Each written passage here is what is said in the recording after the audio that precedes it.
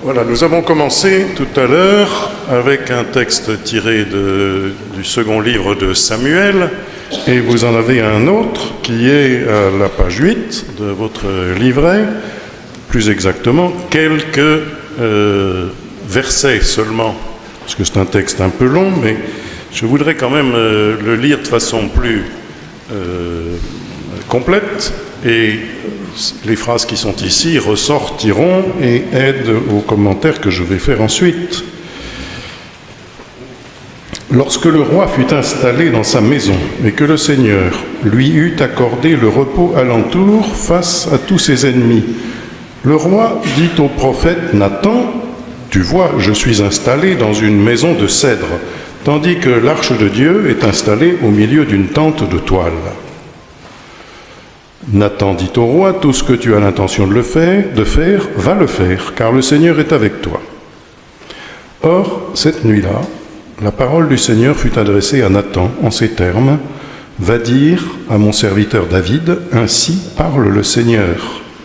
Est-ce toi qui me bâtiras une maison pour que je m'y installe ?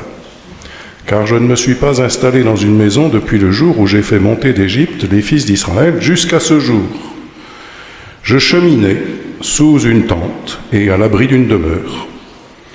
Pendant tout le temps où j'ai cheminé avec tous les fils d'Israël, ai-je adressé un seul mot à une des tribus d'Israël que j'avais établies, en paix sans Israël mon peuple, pour dire : pourquoi ne m'avez-vous pas bâti une maison de cèdre ?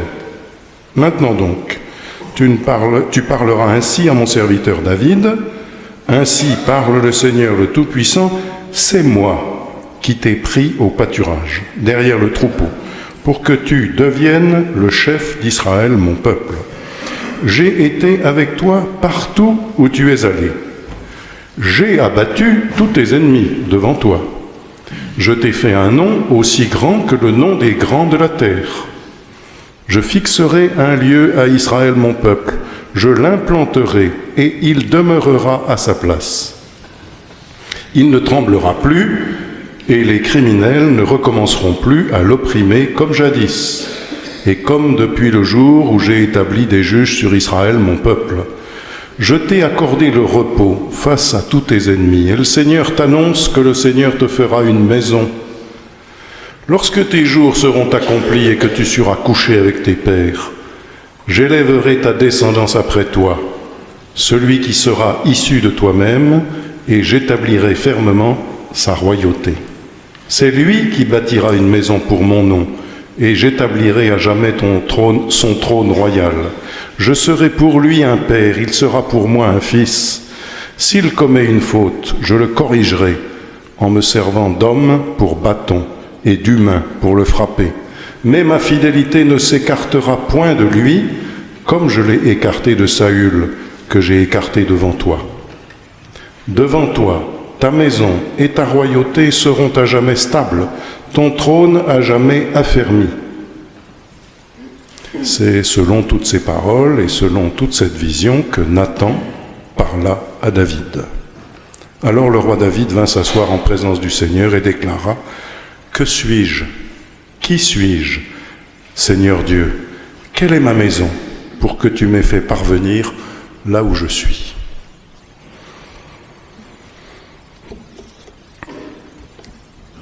Voilà, ce texte est évidemment un texte fondateur de tout récit de vocation, un texte fondateur d'Israël, et il indique la lignée de David comme celle qui sera à l'origine de la maison, d'une maison qui va durer et parmi laquelle se trouvera le Sauveur. C'est une prophétie, on l'apprend comme une prophétie de l'annonce du Sauveur issu de la maison de David. Bien sûr, ce n'est pas une prophétie qu'il faut entendre temporellement comme l'assurance que la dynastie propre de David va être aux commandes jusqu'à la fin des temps. Mais cette annonce que le Sauveur naîtra de cette lignée. Voilà. Mais évidemment, il y a dans ce texte un certain nombre d'indications extrêmement importantes pour notre propos. Le premier, c'est cette relation constante de David avec son Seigneur. Une relation constante, quotidienne, une relation que l'on connaît par la prière de David, bien sûr, par la prière des psaumes, mais David ne se sent pas mis à l'écart de la relation avec le Seigneur dans quelques situations qu'il se trouve. Et on connaît tous les épisodes de la vie de David et de sa façon d'être avec le Seigneur en toutes circonstances. Pas simplement quand il est là devant l'arche, pas simplement quand justement il ne sera pas dans le temple. C'est son fils qui va construire le temple, et pas lui. Voilà, cette relation constante avec le Seigneur qui donne sens à sa vie, qui donne sens à son énergie, à son engagement, à sa façon d'être roi, à sa façon d'être croyant devant les hommes, à sa façon d'être humble, quoique fautif, etc. Voilà, une relation constante de David avec le Seigneur, qui se marque dans ce texte précis par son désir de faire quelque chose pour Dieu. Le désir d'offrir quelque chose à Dieu, en reconnaissance bien sûr, mais peut-être avec aussi le sentiment qu'il va pouvoir se valoriser devant Dieu. Il va pouvoir être reconnu devant Dieu, parce qu'il aura fait ce temple que justement Dieu ne lui demande pas. Vous avez vu comment, à travers la réponse de Nathan, enfin la réponse du prophète, eh bien, il y a cette espèce d'invective. Est-ce que c'est toi qui vas me construire une maison? Est-ce que tu aurais oublié que c'est moi qui t'ai construit une maison? C'est moi qui t'ai fait roi. C'est moi qui te ferai une descendance et une maison qui sera glorieuse au milieu des hommes, au milieu du peuple. C'est moi qui t'ai choisi. C'est moi qui t'ai placé là. C'est moi qui t'ai fait roi. C'est pas toi qui vas me faire quelque chose pour moi. C'est pas toi qui peux être capable de construire une royauté et un culte. C'est moi qui, au contraire, fais quelque chose. Voilà. Son désir de faire quelque chose pour Dieu. Et vous avez vu que Nathan, eh bien, le prophète commence par dire oui, c'est bien, tu veux faire quelque chose pour Dieu, vas-y, fais-le. Parce que le Seigneur est avec toi. Et puis, Nathan, qui est aussi un homme de Dieu, comme est David, se ravise et revient sur sa première déclaration. Parce que, probablement, cette première déclaration ne lui satisfait pas, ne lui convient pas, et qu'il est au contraire invité par le Seigneur, dans la relation constante qu'il a avec lui, à aller dire autre chose à David. Alors Nathan est le prophète toujours des missions difficiles. Et il va être celui aussi qui va reprendre David dans sa conduite ou dans son inconduite à l'égard de Bethsabée, à l'égard d'Uri, le Hittite, etc. Voilà. Donc Nathan est cet homme qui se tient prêt à dire ce qui est bon, juste et vrai. Voilà, il tient d'une certaine façon le rôle qu'Élie tenait à l'égard de Samuel petit. Voilà. Et, troisième élément extrêmement important de ce récit, c'est la capacité de se laisser dérouter. Évidemment, ça, ce n'est pas rien du tout, la capacité de se laisser dérouter. Nathan, d'abord, se laisse dérouter, il a cru bien faire, en répondant d'abord oui à David, et dans la prière, dans la relation au Seigneur, il comprend qu'il y a une autre route à suivre, une autre parole à dire à David, et David va se laisser dérouter, va comprendre que ce n'est pas à lui, ce ne sera pas à lui de faire ce qu'il croyait devoir faire, un temple à la gloire de Dieu, qui aurait peut-être été aussi un temple à la gloire de David, d'une certaine façon. Il se laisse dérouter. Il ne va pas construire la maison en question, mais il va se laisser construire une maison, une demeure de Dieu dans sa vie qui sera tout à fait autrement que ce qu'il avait prévu. C'est donc le Seigneur qui fait la maison. Pensez à si le Seigneur ne bâtit la maison, c'est en vain que travaillent les maçons.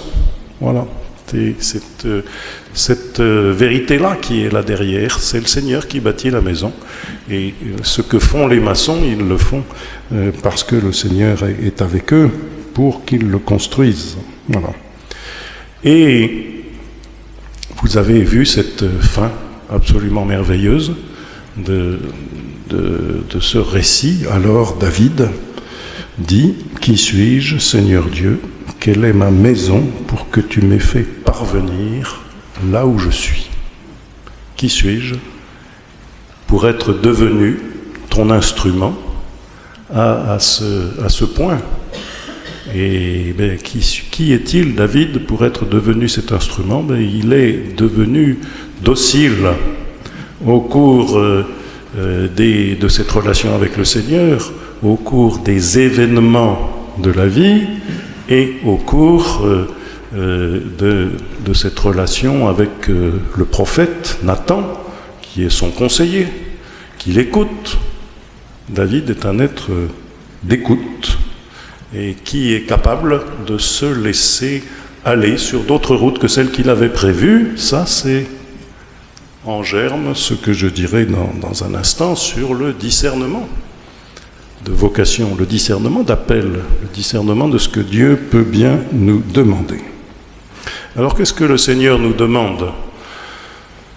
On peut faire de longs cours sur le sujet, mais ça n'est pas d'abord cela que je voudrais faire. C'est une invitation. Ce que le Seigneur demande, c'est que nous devenions à sa ressemblance, que nous devenions des saints. Et évidemment, c'est cet appel universel à devenir des saints qui nous touche en premier, quelle que soit la façon dont nous aurons à le faire. Je vais citer dans quelques instants le Concile Vatican II dans la grande constitution dogmatique sur l'Église, Lumen Gentium, le Christ, lumière des peuples. On trouve un chapitre extrêmement important, quoique tout petit, le cinquième chapitre, tout petit chapitre, le plus court probablement de ce texte, qui s'intitule « L'appel universel à la sainteté ». Je vais le citer assez rapidement tout à l'heure, mais je voudrais commencer par citer d'abord le pape François dans l'exhortation apostolique sur l'appel à la sainteté, Gaudete et Exultate, que nous avons reçu au mois de mai dernier, je crois. Chacun sur sa route, c'est le paragraphe 11 de La joie et l'allégresse. Chacun dans sa route, dit le Concile. Il ne faut pas se décourager quand on contemple des modèles de sainteté qui semblent inaccessibles. Il y a des témoins qui sont utiles pour nous encourager et pour nous motiver, mais non pour que nous les copions, car cela pourrait même nous éloigner de la route unique et spécifique que le Seigneur veut pour nous. C'est peut-être la première attitude de David, celle-là. Il aurait voulu copier un modèle de façon de rendre honneur à Dieu en lui construisant une maison. Il aurait voulu copier ce modèle. Et il est invité justement à ne pas copier de modèle, mais à faire quelque chose qui sera dans la droite ligne de ce qu'il a vécu jusqu'à présent dans son attachement avec le Seigneur. Ce qui importe, c'est que chaque croyant discerne son propre chemin et met en lumière le meilleur de lui-même, ce que le Seigneur a déposé de vraiment personnel en lui, et qu'il ne s'épuise pas en cherchant à imiter quelque chose qui n'a pas été pensé pour lui. Nous sommes tous appelés à être des témoins, mais il y a de nombreuses formes existentielles du témoignage. Voilà. Cette ouverture, évidemment, est très importante. D'abord parce qu'elle invite à la liberté. Deuxièmement, parce qu'elle invite à l'effort du discernement. Troisièmement, parce qu'elle invite à comprendre qu'il faut d'abord chercher à entrer dans cette relation profonde avec le Seigneur et qu'il est nécessaire de faire percevoir autour de soi que le chemin à suivre, c'est un chemin de sainteté et pas d'abord un chemin qui répond, qui nous met dans une case. Voilà. Alors, les cases, évidemment, elles sont nombreuses, et ce chapitre 5 de la Constitution Lumen Gentium, elle le dit. Tous les croyants au Christ, appelés à la plénitude de la vie chrétienne et à la perfection de la charité, cette sainteté contribue à promouvoir plus d'humanité dans la société. Voilà. Alors, la sainteté, c'est la perfection de la charité. Voilà. Et profondément, c'est-à-dire que l'ouverture à Dieu, l'ouverture au Seigneur, l'ouverture et le désir de ressembler au Seigneur, de se mettre à son unisson, c'est une ouverture qui est faite pour nous donner une plus grande charité. Et deuxièmement, cette sainteté, cette charité que nous essayons de vivre en imitation du Christ, en imitation du Seigneur, non pas pour copier, mais en imitation du don de lui-même, cette charité, cette perfection de la charité est bonne pour la société dans laquelle nous sommes, de façon à promouvoir plus d'humanité en elle. Et donc, immédiatement, dès que la sainteté paraît, elle indique une union plus forte, plus grande, avec le Seigneur, par amour, une réponse d'amour. Ça, c'était le premier récit, 1 Samuel 3, que nous avons entendu tout à l'heure, se mettre à la disposition du Seigneur dans une relation d'amour et de confiance permanente, voilà, qui ne connaît pas l'avenir, mais qui s'y engage au jour le jour. Et deuxièmement, donc, cette relation de confiance permanente avec le Seigneur, elle est une ouverture à une humanisation de la société dans laquelle nous nous trouvons. Ça n'est pas négligeable d'entendre ceci dans toutes les situations qu'évidemment nous vivons, nous affrontons jour après jour dans la vie personnelle et dans la société dans laquelle nous nous trouvons.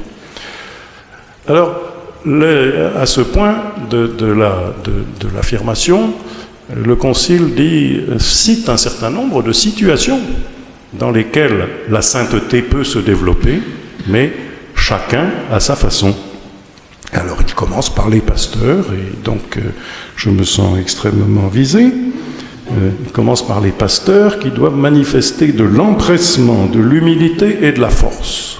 Les deux, les trois, ensemble. Un empressement, c'est-à-dire une façon d'être proche, d'être présent, d'être là, au milieu des situations, avec humilité. C'était repenser à David, c'est-à-dire c'est pas toi qui vas me construire la maison, mais c'est moi qui l'ai faite déjà. Et avec de la force, dire une force qui devant les événements ne se laisse pas trop démonter. Et alors s'ajoute tout un tas de combinaisons à cette sainteté demandée aux pasteurs, la prière, le sacrifice, la prédication, le soi, le don de sa vie, et une façon d'être modèle pour le troupeau. Donc ça donne beaucoup d'exigences, comme vous voyez. Et deuxièmement, les prêtres sont cités pour qu'ils soient remplis, eux, d'amour pour Dieu et pour le prochain. C'est déjà, tout le monde doit le faire, mais eux, ils doivent le faire d'une façon particulière. Ils doivent le faire avec une grande attention à l'exercice quotidien de leurs tâches, le désir de travailler pour garder le lien de la communion, désir pour garder le lien de la communion sacerdotale et la communion avec le peuple, qu'il ne soit pas entravé. Alors ça c'est intéressant, pas entravé par les soucis apostoliques. On n'a pas dit qu'il ne fallait pas avoir de soucis apostoliques, mais il ne fallait pas être entravé par le souci apostolique. Ça veut dire, on voit bien qu'il y a des difficultés dans la vie des prêtres, on voit bien qu'il y a des soucis permanents et quotidiens. mais ils ne peuvent pas nous entraver. Ces soucis apostoliques, mais qu'on ne soit pas entravé non plus par les périls et par les épreuves de l'existence. Les périls, les difficultés qui se présentent. Voilà. Avec une union, dit le texte, fidèle et généreuse, et une coopération avec leur évêque. Merci. Voilà. Les diacres sont aussi cités, bien sûr, qui sont faits pour servir les mystères du Christ et de l'Église. Servir les mystères du Christ et de l'Église. Alors évidemment, ça laisse un champ très large à cette façon de servir. C'est une ouverture très importante, je crois, qu'il est bon de garder. Qu'ils soient purs et des instruments du bien. Voilà. Remplis d'une pureté, c'est-à-dire d'une conviction toute unanime, c'est-à-dire sans difficulté, très, très unifiés dans leur vie de service. Voilà. Purs et instruments du bien. Que les autres ministres soient assidus à la prière, fervents en charité et servant la mission de l'Église. Et on a dit ça quand on s'est introduit ce matin. Vous êtes tous, à des titres différents, serviteurs de la mission de l'Église. Nous sommes tous serviteurs de la mission de l'Église. Puis vient la sainteté des époux qui doivent céder à la fidélité l'un l'autre et à l'éducation en famille, l'éducation des enfants aux vertus évangéliques. Aux vertus évangéliques. Ce mot de vertu me plaît beaucoup. Parfois on dit les valeurs de l'Évangile. Mais j'avoue que je préfère les vertus. Les valeurs, c'est beaucoup plus statique. Les vertus, c'est une façon de vivre. Voilà. C'est autre chose. Les valeurs, ce sont parfois des concepts un peu abstraits. Tandis que les vertus évangéliques, c'est une façon d'être dans un vrai service et au quotidien. Voilà. Les veuves et les célibataires sont aussi cités comme invités à vivre la sainteté de leur état par un concours fructueux à la vie et à la mission de l'Église, voilà, à travers les circonstances les plus variées. Et puis sont évoqués les travailleurs, les souffrants et toutes les autres situations. Et ce point de suspension est extrêmement important. Le Concile ne prétendait pas faire la liste de tous, de toutes les situations. Il a évidemment commencé par la liste des positions les plus visibles, les états de vie, etc. Mais évidemment, toutes sortes de conditions sont des invitations à la sainteté. Et quels sont les appels qui sont contenus dans chacune de ces vies?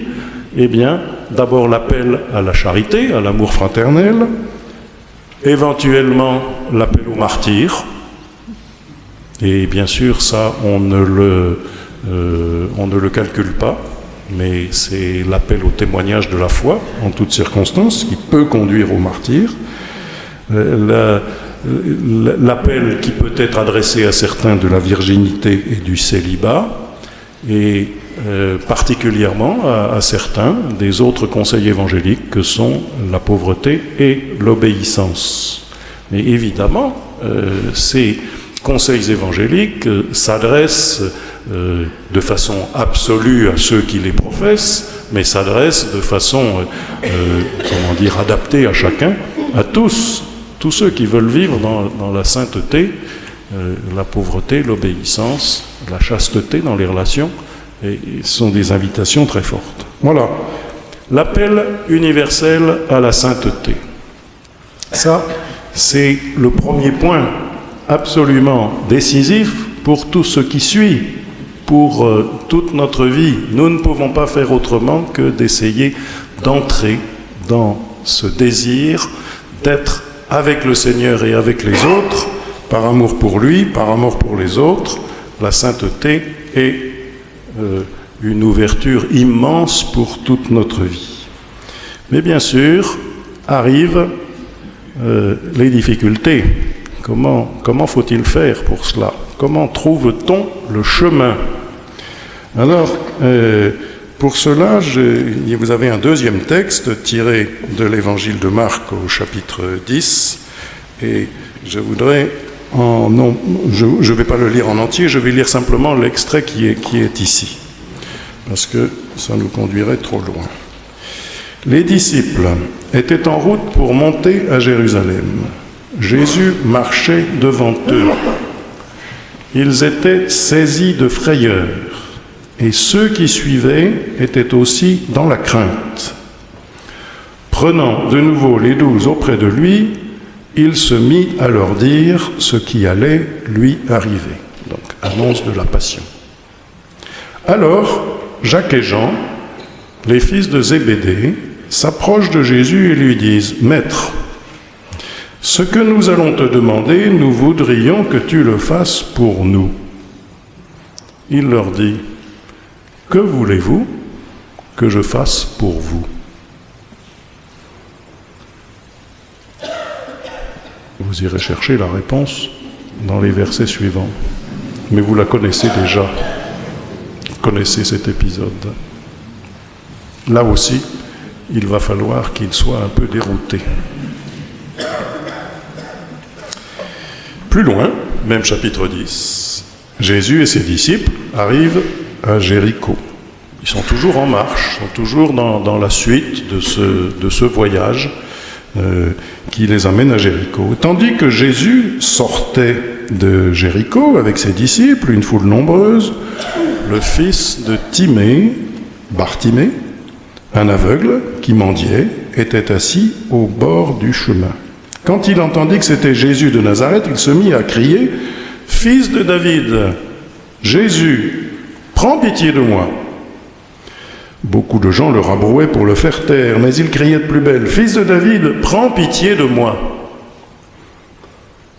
Jésus s'arrête et dit « Appelez-le !» On appelle donc l'aveugle et on lui dit « Confiance !» « Lève-toi, il t'appelle. »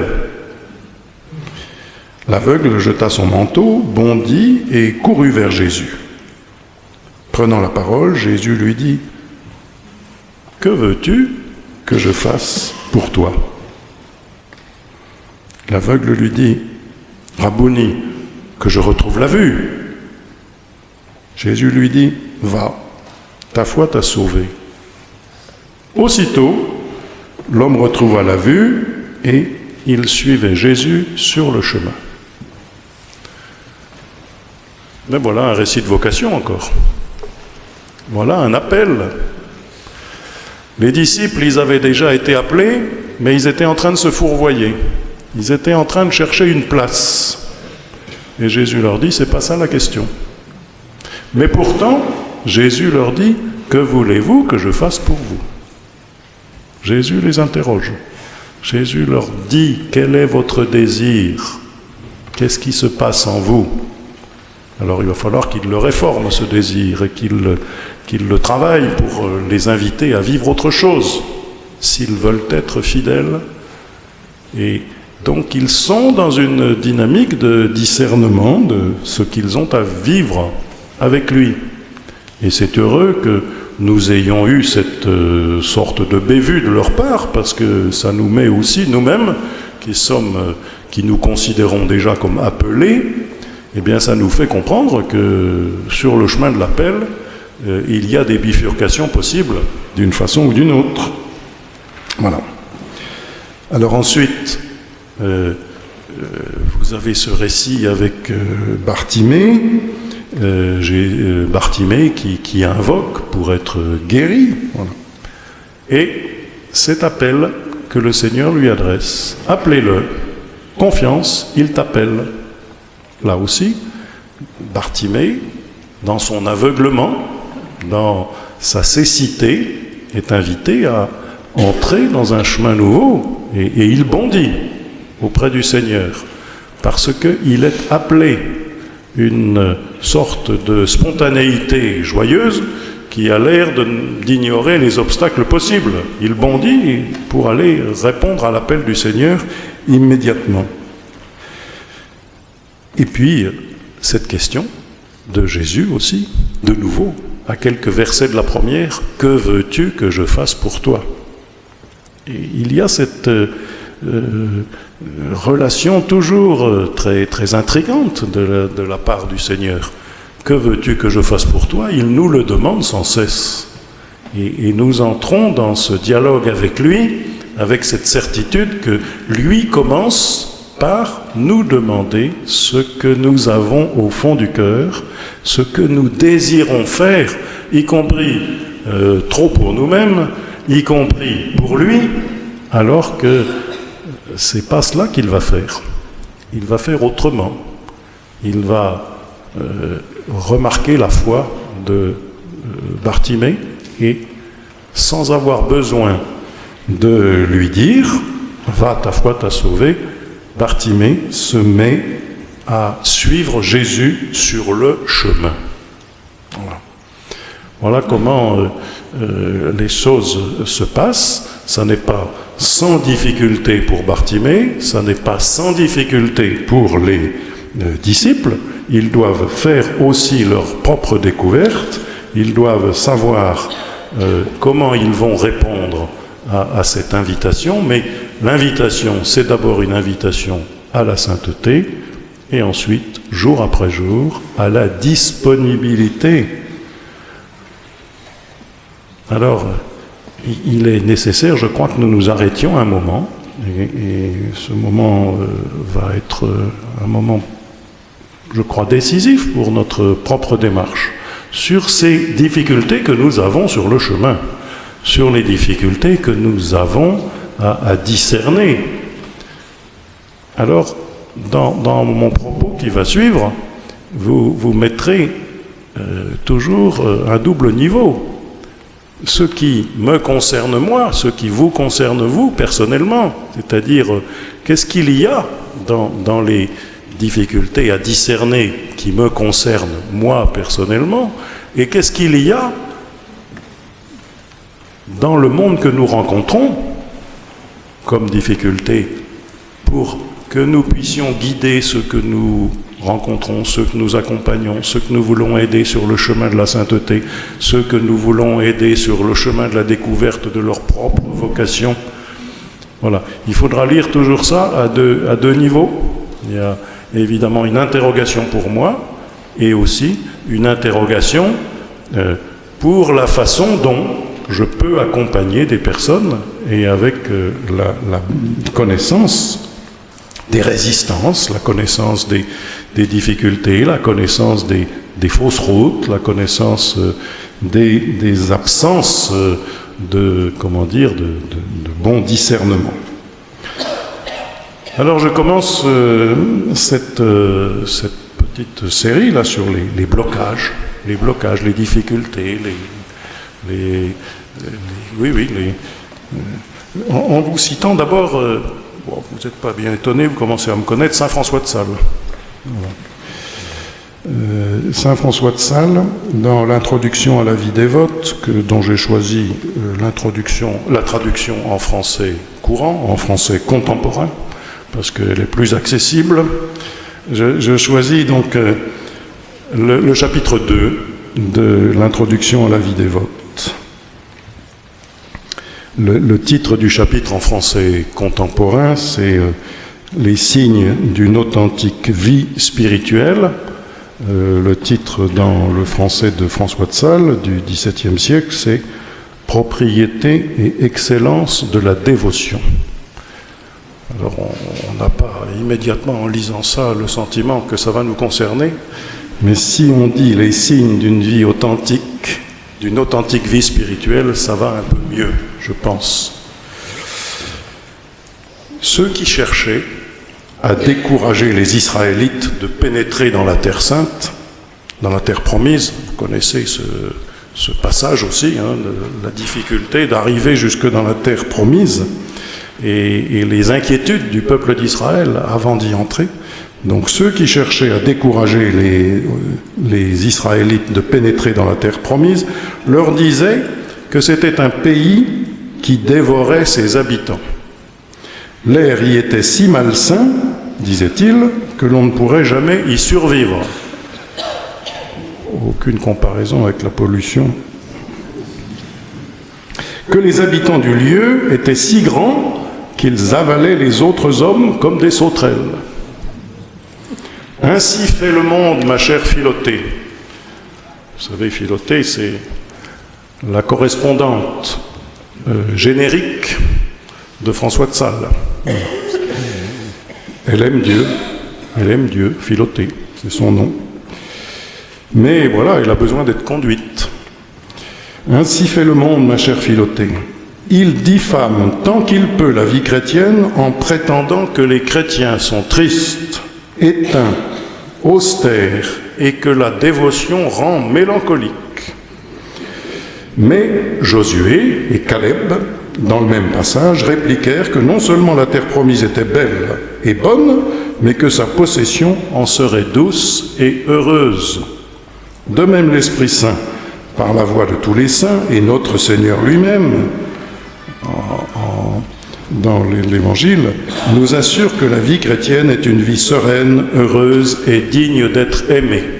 Et ici, saint François cite Matthieu chapitre 11, « Mon joug est doux, venez à moi, vous qui ployez sous le fardeau, parce que je vous procurerai le repos. » Voilà. Le monde voit bien que les vrais chrétiens jeûnent, prient, supportent les injures, servent les malades, donnent aux pauvres, veillent, réfrènent leur colère, maîtrisent leur passion et renoncent aux plaisirs sensuels. Ils font bien d'autres choses qui en elles-mêmes sont difficiles et contraignantes. Mais ce que le monde ignore, c'est que cette même vie chrétienne, lorsqu'elle est intérieure et fervente, rend tout cela aisé, doux à pratiquer et même plaisant. Voyez les abeilles qui butinent le thym. Ça sent pas bon le thym, c'est fort. Non, c'est fort. Oui. Elles y trouvent une substance très amère. Elles en font pourtant du miel, car telle est leur nature. Voilà. Ceci, évidemment, c'est toujours assez plaisant de lire saint François de Sales, parce que ça vous remet les yeux en face des trous. Ça vous clarifie un peu le regard, je trouve. Voilà. Les signes d'une authentique vie spirituelle. Bien sûr, ça peut paraître à l'extérieur et comme quelque chose de rude, et pourtant, c'est consenti. Ce que nous essayons de vivre en vivant la sainteté, en répondant à l'appel à la sainteté, nous y consentons et nous y trouvons joie et bonheur. Et ceci mérite d'être dit dans les temps qui courent, parce que, de fait, ce qui se dit de la vie des chrétiens est souvent comme cela. Nous sommes simplement des rabat-joie. Voilà. Et cela peut influer sur nous-mêmes et nous ennuyer au point que, peu à peu, nous n'osons plus être nous-mêmes. Comment est-ce que nous avons ces difficultés? Comment nous vivons ces obstacles? Comment nous comprenons qu'il y a des obstacles sur la route et comment nous avons du mal à trouver le chemin? Alors, il faut être disponible, bien sûr, disponible à la parole de Dieu, ouvert. Mais ça ne suffit pas de dire qu'on est disponible. Ça ne suffit pas d'écouter la parole de Dieu, parce qu'elle peut tout à fait couler sur nous comme les eaux sur le plume du canard. Il ne suffit pas d'être dans la disposition dite de la prière, il faut être désireux d'écouter. Et il faut être désireux d'être disponible à tout appel qui pourrait briser, comme dit le pape dans Gaudete et Exsultate, qui pourrait briser nos sécurités. Nous savons bien que nous avons à nous laisser transformer, briser nos sécurités, pour être conduit à une vie meilleure. Il ne suffit pas que tout aille bien et que tout soit tranquille. C'est parfois notre désir que les choses se calment. Voilà. Dieu pourrait être en train de nous offrir quelque chose de plus. C'est l'invitation que je voudrais vous faire entendre maintenant. Comment est-ce que nous faisons, nous, des obstacles? Comment est-ce que nous sommes nous-mêmes des obstacles pour nous et des obstacles pour les autres?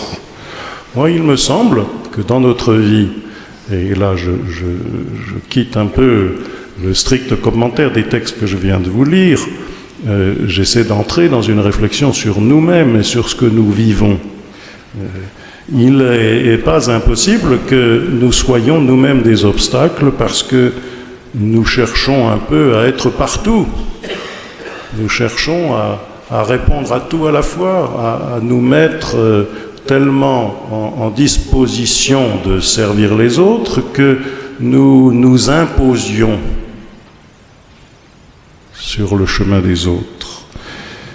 Il est important, je le dis pour chacun d'entre vous, je le sens parfois pour les prêtres très, très affairés, mais je le sens pour tous parmi vous, que nous courions pour nous imposer d'une certaine façon notre présence et notre pouvoir. Je crois que nous avons à être attentifs à cela. Je pense que c'est un obstacle fort, celui-là. Que nous donnions parfois aussi le sentiment d'être débordés, injoignables et intouchables. Je le dis dans tous les sens du mot. Intouchable, ça veut dire c'est ce que nous vivons fortement quand le pape invite à sortir du cléricalisme, que nous soyons, parce que nous avons une telle position dans le monde et dans l'Église, que nous ne serions pas atteignables dans notre personne, que nous serions protégés d'une certaine façon et que nous pouvons en faire beaucoup plus que nous ne croyons. Je pense qu'il y a quelque chose qui peut nous empêcher vraiment d'être porteurs de la vocation, la nôtre, et porteurs de la vocation auprès des autres, c'est de nous rendre indispensables. C'est de nous rendre tellement indispensables que nous voulions être partout, à tout moment, et contrôler tout ce qui se passe.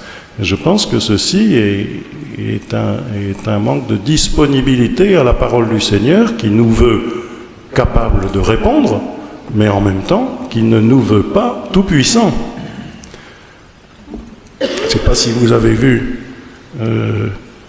ce film sur Churchill et les quelques semaines du mois de mai 1940 s'appelle « Les heures sombres ». Le moment extrêmement difficile où Churchill doit être en train de chercher le chemin qui va stimuler la résistance du peuple anglais. Au lieu d'aller s'abandonner au désir d'une paix injuste, à laquelle veut le contraindre le régime nazi, il cherche tous les moyens de stimuler la résistance du peuple. Et il est tout d'un coup pris de doute, il se dit, et peut-être que je ferais bien de faire comme on me le suggère, un accord diplomatique avec Hitler. Voilà. Et il est pris de doute.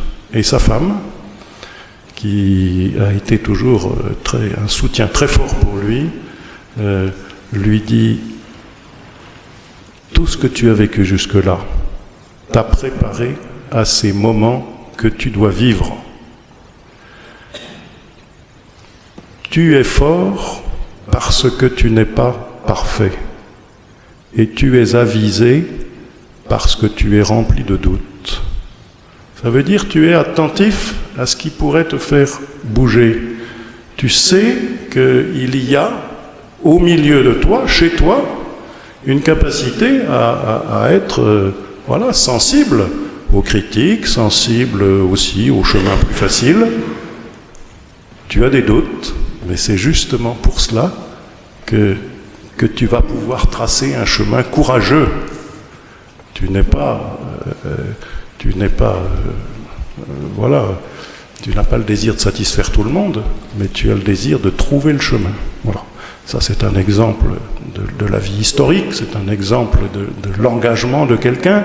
Je n'ai pas dit que c'était un exemple de sainteté, je n'en sais rien, ça n'est pas ça le sujet. Mais c'est une indication que je trouve assez belle et assez importante, la capacité à se dire « je ne suis pas capable de tout, je ne sais pas tout faire, mais quel est le chemin que je vais trouver pour répondre vraiment à la sollicitation du Seigneur aujourd'hui. Deuxième chose, les obstacles. Dans les obstacles, on entend dire aujourd'hui que c'est difficile d'appeler des gens. D'appeler. J'entends ça parfois même pour l'appel à des responsabilités, j'allais dire, modestes ou modérées dans la vie de l'Église. Quand vous essayez d'appeler des gens, vous vous dites, c'est pas facile. Est-ce qu'on peut avoir l'audace d'appeler d'autres personnes ? Et c'est vrai que dans le monde d'aujourd'hui, parfois, on a le sentiment d'être fortement concurrencé par bien d'autres sollicitations et que nous n'osons pas appeler des personnes à cause de ça. Parce que nous nous disons, en fait, la parole de l'Évangile, la parole de l'Église est un peu inaudible dans le monde d'aujourd'hui. Mais n'oubliez pas Samuel tout à l'heure, la parole de Dieu était rare à cette époque. Voilà. Et la vision peu fréquente. Eh bien oui, dans le monde d'aujourd'hui, peut-être que notre parole ne paraît pas très audible. Peut-être que le chemin que nous indiquons ne paraît pas très clair. Et alors, des personnes risquent de nous envoyer promener. Peut-être. Mais est-ce que cela empêche d'appeler ? Cela nous paraît un peu difficile d'appeler à cause de la culture du provisoire, ce que le pape François appelle la culture du provisoire. Personne ne désire s'engager pour le long terme. Personne ne désire dire aujourd'hui je m'engage pour 1 an, pour 5 ans, pour toute ma vie.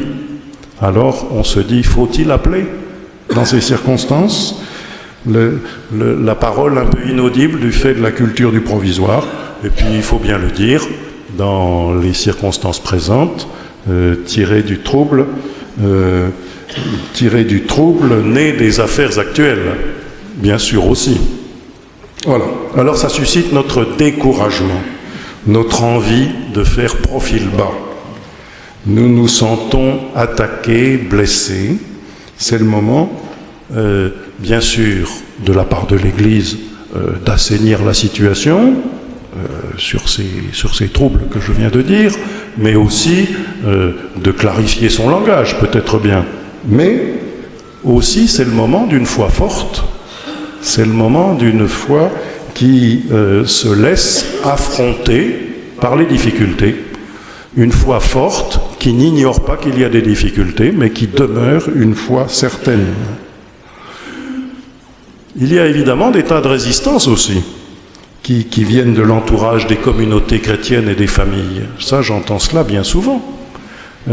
On n'a pas trop envie de donner le modèle de personnes engagées et on n'a pas trop envie d'appeler parce que ça susciterait de telles transformations de la vie et que cela compliquerait beaucoup et on a du mal à dire que l'ouverture au Seigneur, l'ouverture à l'Évangile peut rendre une vie belle et heureuse. Voilà. Et je pense qu'il y a là des vrais blocages, des vraies difficultés que nous avons à prendre en considération, mais à essayer de vaincre en nous-mêmes et aussi dans la relation avec les autres. Ce n'est pas parce que c'est difficile que cela n'est plus de saison. Et il me semble que ces objections qui sont faites en permanence à la vocation, à l'appel, de toutes sortes, de tous les niveaux, ces résistances, il faut d'abord les briser en nous et être capable de proposer des appels qui ouvrent nos frères, les jeunes, les hommes, les femmes, à répondre à quelque chose qui peut rendre leur vie belle, bonne, heureuse, joyeuse. Voilà. Eh bien, et pour conclure simplement, je voudrais vous attirer votre attention sur le fait que dans la dynamique de l'appel qui est adressé à travers toute l'écriture biblique que nous avons entendue et que j'ai signifié par ces quelques citations bibliques, je voudrais vous rappeler que l'Église n'a jamais cessé de se sentir faite pour appeler. la dynamique de l'appel fait au ministère de prêtre est évidemment très, très forte dans nos images, dans nos têtes, et surtout depuis le Concile de Trente, bien sûr. Mais dès avant, l'Église n'a jamais cessé d'appeler des apôtres, des collaborateurs de l'apostolat de toutes sortes. Et je voudrais attirer votre attention sur le fait que si, pour beaucoup, vous remplissez dans l'Église des charges et des fonctions et des missions, mais c'est que vous avez été appelé vous-même. Et je pense que, expérimentant le ministère de prêtre depuis bientôt 40 ans, je le résumerai très volontiers à cet appel permanent. Les prêtres, ce sont des gens qui appellent. Et pour beaucoup d'entre vous, vous avez été appelés par des prêtres, pas uniquement. Et les prêtres eux-mêmes, comme on le voyait tout à l'heure dans le témoignage de Gérard, ils ont été appelés par des prêtres, bien souvent. Voilà. Pas uniquement, mais bien souvent.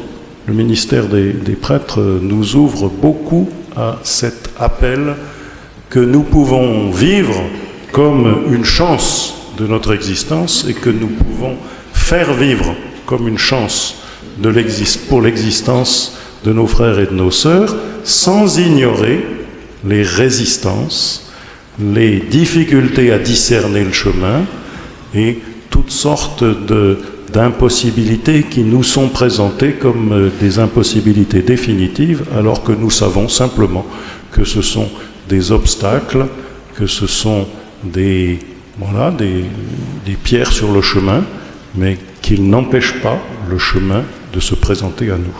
Je vous remercie.